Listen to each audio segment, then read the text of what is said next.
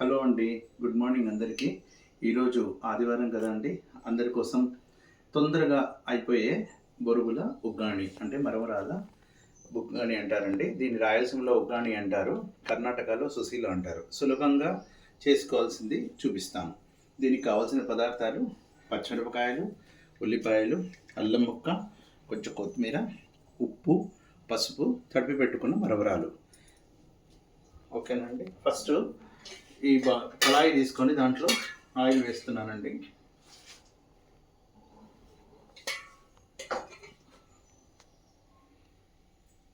ఒక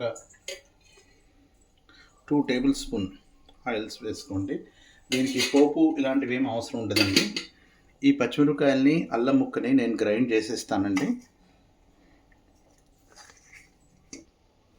నూనె వేడెక్కిందండి. వేడెక్కగానే దాంట్లోకి పసుపు వేసుకోవాలండి.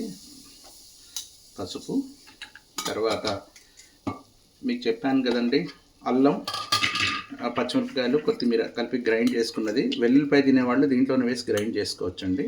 అది దీంట్లో వేసేయాలండి.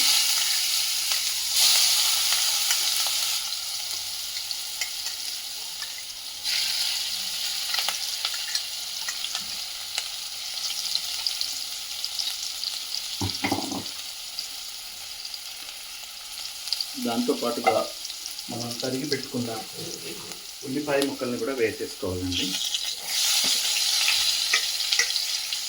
టమాటా తినాలనుకున్న వాళ్ళు టమాటా కూడా యాడ్ చేసుకోవచ్చు. నేను ఈరోజు టమాటా యాడ్ చేయకుండా చేస్తున్నానండి. ఇవన్నీ వేసి ఒక్క 2 నిమిషాలు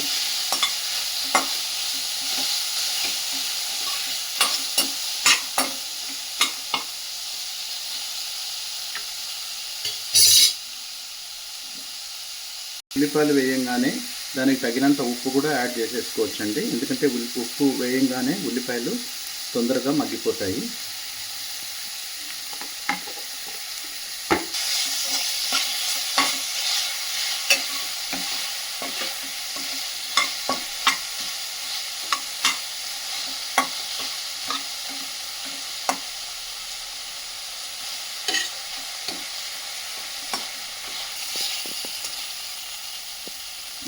ఇలా కొంచెంసేపు మగ్గాక, మొత్తం మగ్గనవసరం లేదండి, ఆ బాయిల్ కంటే ఎక్కువ కొంచెం అవుతే చాలు. ఇలా ఉంటేనే దీనికి చాలా రుచిగా ఉంటుంది. పూర్తిగా మీరు గోల్డెన్ బ్రౌన్ కలర్లో అలా చేస్తే అంత రుచి రాదండి.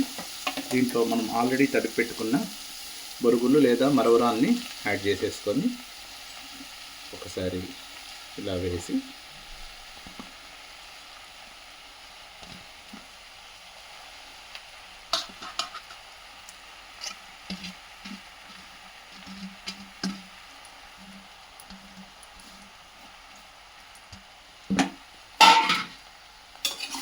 మొత్తం పొయ్యి సిమ్లో పెట్టేసుకొని కలిపేసేయాలండి.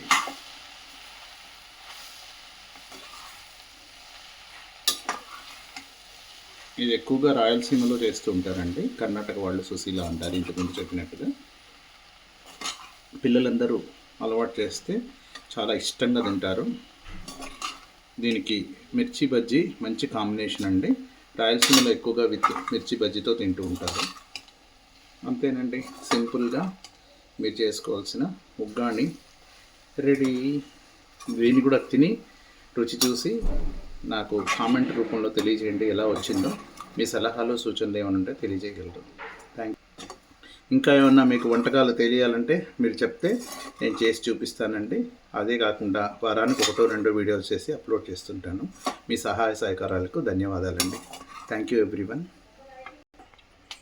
ఇలా ఉగ్గాణి అవ్వంగానే చెప్పడం మర్చిపోయానండి, మనం ముందే గ్రైండ్ చేసుకున్న పుట్నాలు, చిన్న కొబ్బరి ముక్క వేసిన పుట్నాల పొడిని దీని మీద ఒకసారి చల్లేసుకొని, కొద్దిగా ఇది ఉంటే మళ్ళీ కూరల్లో కూడా పనికి వస్తుందండి, వేస్టేజ్ ఏం అవ్వదు. ఒక్కసారి మళ్ళీ కలిపేసుకుంటే ఎంతో రుచికరమైన ఉగ్గాణి రెడీ. థ్యాంక్ యూ అండి.